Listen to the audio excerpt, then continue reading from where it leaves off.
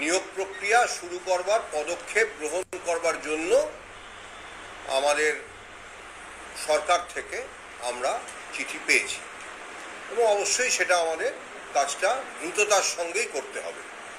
আমরা অবশ্যই কালক্ষেপ করব না, কিন্তু তার আগে আমাদের কিছু লিগ্যাল ক্ল্যারিফিকেশান নিতে হবে এবং মূল ব্যাপারটা মাথায় রাখতে হবে যে এই যে প্রক্রিয়াটা হবে সেটাতে অনারেবল সুপ্রিম কোর্ট যারা হয়তো নট স্পেসিফিক্যালি টেন্টেড, যেটা উনি লিখেছেন,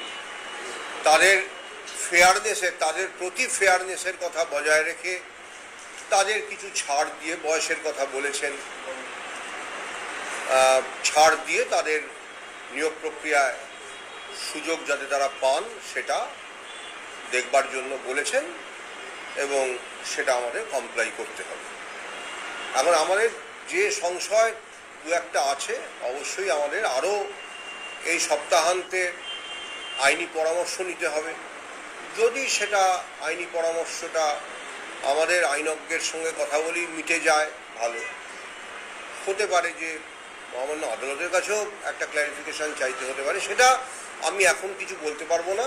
মোট কথা, লিগ্যাল ক্ল্যারিফিকেশান না নিয়ে আমরা পদক্ষেপ গ্রহণটা সেভাবে করতে পারবো না। আমরা প্রাথমিক প্রস্তুতি নিয়ে রাখছি।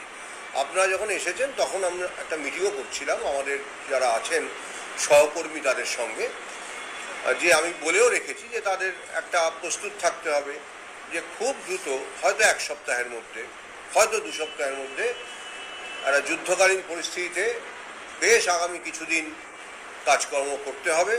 মোটামুটি কী ধরনের কাজ করতে হবে যে কোনো নিয়োগ প্রক্রিয়াতে, সে মানে আইনটা যাই হোক না কেন, যে কোনো নিয়োগ প্রক্রিয়াতে কিছু কাজ করতে হয়, সেই রকম কাজ করতে হবে।